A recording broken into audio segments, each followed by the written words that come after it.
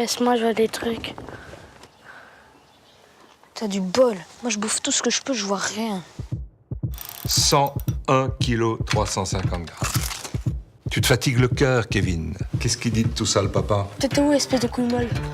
Pour le moment, j'élève Kevin seul. Bonne nuit, mon petit dindono. Avec mon petit cœur, je préfère rouler la mécanique. Sinon, mon petit cœur, il panique. On se tire? Je m'appelle Bouboule, il faut que ça roule. Bonjour, je suis Bruno Deville, le réalisateur de Bouboule. Je suis sur clap.ch et écoutez l'interview jusqu'au bout parce que ça va être super intéressant.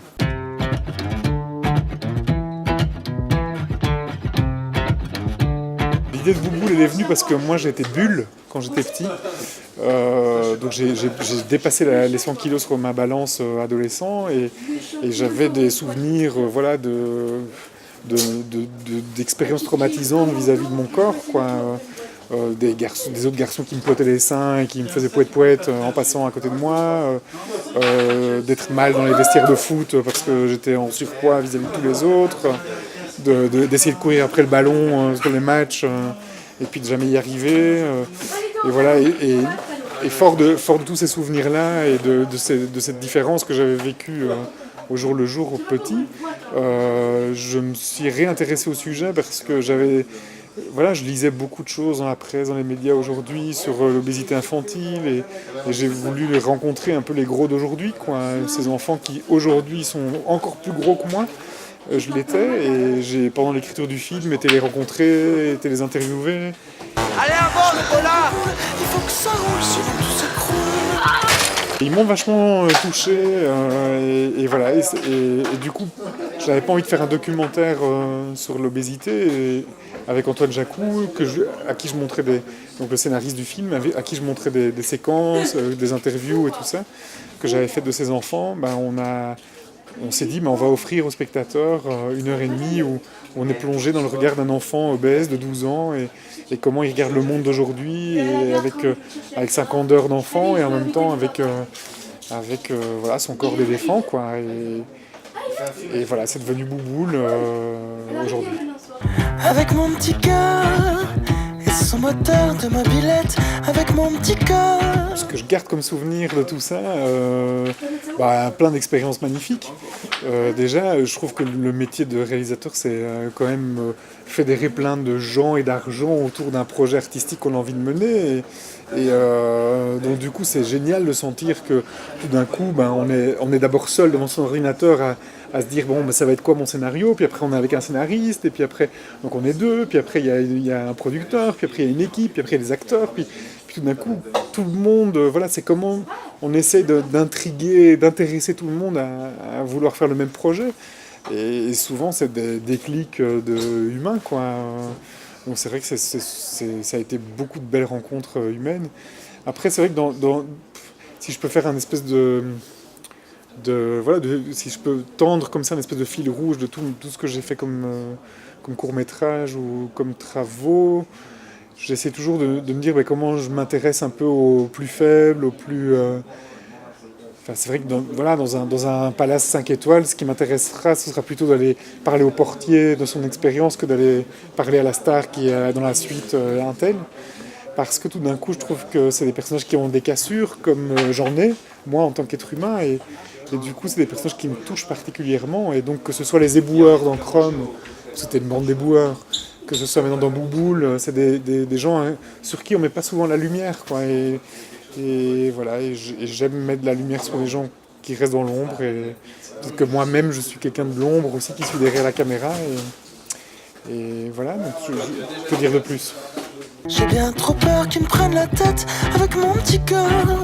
J'aime bien te rouler ta cigarette. J'ai perçu beaucoup de différences dans le fait que, tout d'un coup, j'avais un budget conséquent pour faire un seul film, un seul projet de 1h30. Après, j'ai pas choisi la facilité comme premier long métrage parce que c'est un film où il y a 7 enfants, dont un enfant obèse dans le rôle principal. De 12 ans, donc on dit toujours ne tournez pas, Hitchcock disait ne tournez ni avec des enfants, ni avec des animaux, ni avec des bateaux, parce que c'est la galère dans tous les sens du terme.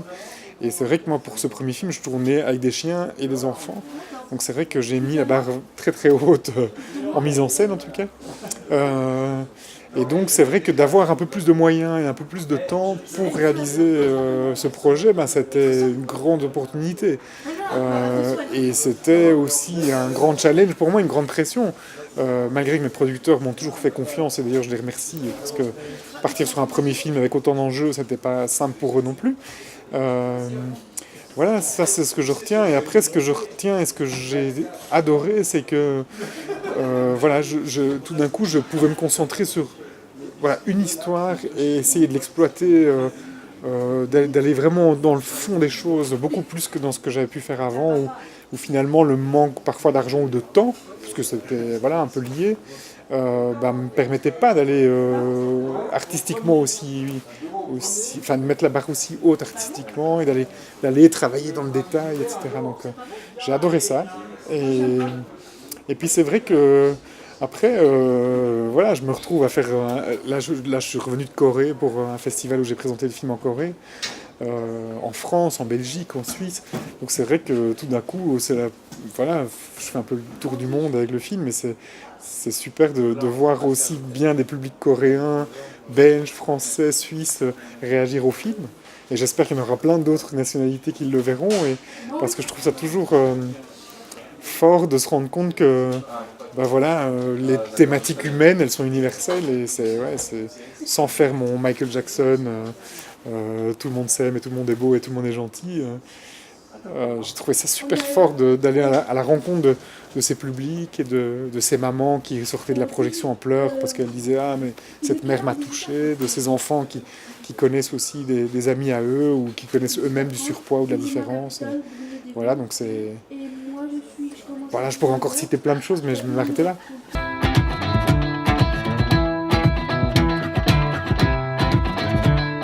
Le casting il a été très complexe parce que d'un côté je castais des enfants mais avec des particularités physiques très grandes et c'était pour moi pas des castings classiques où je faisais défiler les acteurs comme ça. J'étais face à des enfants sur qui on met pas beaucoup d'attention généralement, c'est souvent ceux qui sont derrière dans le fond de la classe, qui sont mal aimés, qui sont insultés, etc. Donc c'est vrai que c'était tout d'un coup très spécial pour eux d'être devant une caméra et d'avoir un réalisateur qui leur dit « Mais moi, tu es en surpoids, tu es différent et tu m'intéresses pour ça. Et j'ai envie d'aller avec toi porter le film ensemble. » quoi. Et donc du coup, il y avait tout ce côté-là qui était des castings très émouvants pour moi parce que c'était même pas juste de voir s'ils étaient bons ou pas, c'était comment je pouvais les mettre en confiance vis-à-vis d'eux-mêmes, vis-à-vis de leur propre corps et tout ça. Et j'ai vraiment vécu une période où je me rappelais moi-même qu'est-ce que c'était d'être insulté, d'être mis à l'écart et comment je pouvais leur dire mais ça va aller, t'es en confiance, on est entre nous. Et pouvoir essayer de les faire jouer, quoi. Ça n'a pas toujours été simple de les faire jouer, d'ailleurs, parce qu'il y avait des enfants qui étaient complètement fermés, éteints, qui se bloquaient complètement face à la caméra. Et ça, après, il y a eu David Tillmans, qui est maintenant le bouboule d'aujourd'hui, et qui, lui, une espèce d'acteur sans lettres, il joue complètement naturellement, il joue jamais, il est lui, et c'est pour ça qu'il est super juste et super beau dans le film. Comme ça les commandos, Kevin? Oui, c'est cool.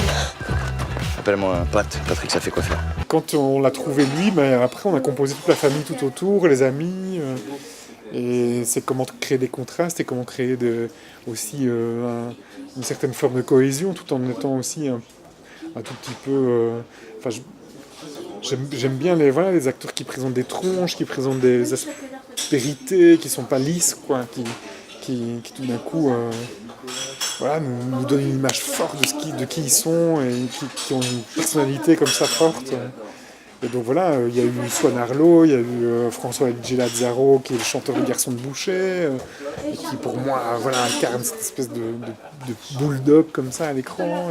Il y avait la sensibilité de Julie Ferrier, et en même temps qu'il y a une comédienne une actrice de comédie et qui tout d'un coup là venait faire un rôle assez dramatique. Et puis après tous les autres enfants qui sont rajoutés. Donc ça a été des longs castings avec des partenaires, plusieurs directrices de casting avec qui j'ai travaillé et qui qui m'ouvrait aussi des pistes et qui me montrait des enfants auxquels j'aurais pas pensé, des enfants et des acteurs aussi. Donc voilà, c'était un long casting sur la France, la Belgique et la Suisse pour arriver à cette espèce d'éventail d'acteurs et d'actrices assez truculent à mon sens. Avec mon petit cœur, j'ai l'impression que tout va trop vite. Antoine Jacou, c'est une rencontre formidable de l'école d'abord. En fait, j'étais à l'école en cinéma et c'était mon prof de scénario.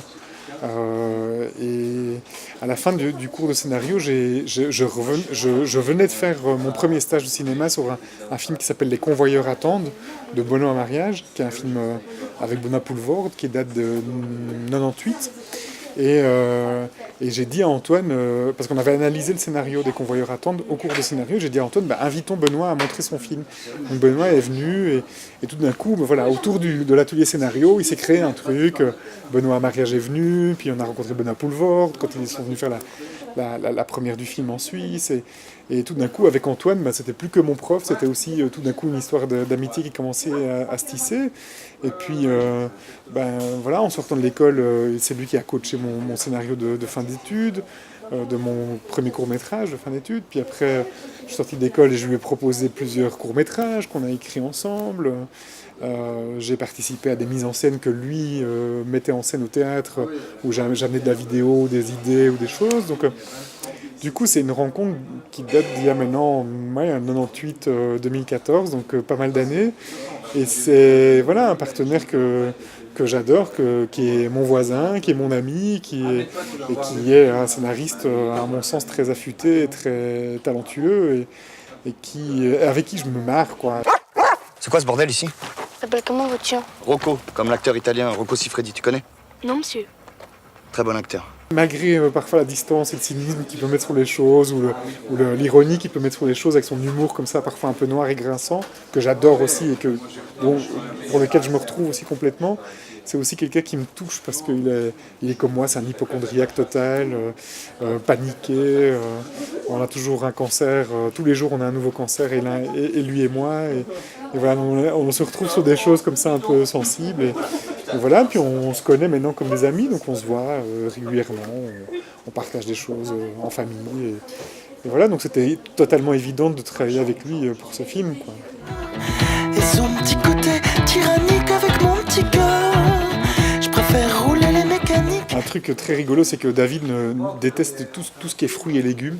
Et il y a une scène dans le film où il doit manger des légumes vapeur parce que son médecin lui a dit maintenant régime, donc légumes vapeur. Bouboule, si tu veux devenir commando, t'arrêtes de bouffer cette merde. Et il avait toujours cette assiette de légumes vapeur un peu froide sur le tournage. Et du coup, il fait semblant un peu voilà, avec sa fourchette, de jouer un peu avec les brocolis. Et il y a une prise où je lui dis, bon allez David, ça fait 8 prises qu'on fait maintenant, dans la prochaine prise, tu prends un petit bout de brocoli et tu la manges, quoi. Et au début de la prise, il bouffe le brocoli, il le met en bouche et il n'a pas coupé la prise, il l'a gardé jusqu'au bout. Et il fait des têtes incroyables. Pendant 2 minutes de prise, il fait des grimaces comme j'ai jamais vu, tellement que c'était infâme pour lui de manger ce petit bout de brocoli. Et c'est devenu une espèce de séquence culte qu'on a vue et revue avec les autres techniciens du film. Et quand j'étais en montage et que j'étais un peu déprimé, je regardais ce rush-là. Voilà, donc ça, c'est la petite anecdote un peu rigolote de David, c'est que voilà, c'est à quel point il pouvait vous faire des têtes mais de dégoût, mais comme j'avais jamais vu pour un petit brocoli grand comme ça, quoi. Sinon mon petit cœur, il panique. Ouais, je m'appelle Bouboule, il faut que ça roule. L'envie de Mathieu Chédid, c'est dès le départ au scénario, je me disais que son univers, autant rock d'un côté et pop de l'autre, et voilà, allait coller totalement au film. Maintenant, c'est vrai que voilà, d'avoir cet artiste pour ce premier film, c'était pas évident. Et alors voilà, j'avais 2-3 pistes de gens qui le connaissaient, mais j'étais pas très sûr, et j'en ai parlé à Julie Ferrier sur le tournage, et elle le connaît depuis des années, et voilà, et à un moment donné, quand je me suis retrouvé avec les rushs du film, je me suis dit bon, j'essaye, je lui envoie des images et on verra bien, et j'étais pas encore déterminé sur quelle était la musique du film. Je me disais juste que lui pourrait tout d'un coup, son univers pourrait très très bien coller avec ce que j'avais filmé. Et il a vu 10 minutes de film. Je pense que Julie Ferrier lui a fait quelques appels aussi derrière. Et puis il a voulu me rencontrer, on s'est rencontrés. Et puis la rencontre a été formidable. Moi j'ai été très simple, très cash avec ce que j'avais envie de lui raconter. Et je crois que ça... Et David Tillmans, le personnage, Bouboule, l'avait vraiment touché. Et cette thématique aussi. J'aime tes caresses qui donnent des ailes. Et tout d'un coup, il m'a dit je vais essayer de faire quelque chose. Et un mois plus tard, il m'a appelé, il m'a dit j'ai composé la chanson Bouboule. Et puis je dis mais elle est super cette chanson. Il me l'a fait écouter, puis je trouvais ça vraiment formidable. Et il m'a dit et j'ai envie de faire toute la bande originale du film et je vais prendre le temps de le faire. Et voilà, et malgré son agenda de ministre et son c'est quelqu'un qui tout d'un coup, je crois, il a été touché par ce projet et par ce film. Et voilà, grande rencontre avec un grand monsieur, humainement, et voilà, il a mis son petit cœur de mobilette avec mon petit cœur de mobilette à moi, et on a vraiment travaillé de cœur à cœur pour essayer de trouver quelle était la musique du personnage, et voilà, et c'est, que dire, un cadeau extraordinaire, et pour le film, et pour ma vie, et pour... Voilà, je le remercie d'ailleurs, Mathieu, si tu m'entends. Je te remercie. Il faut se rendre à l'évidence. L'entraînement commando de Kevin lui fait du bien. Je m'appelle Bouboule et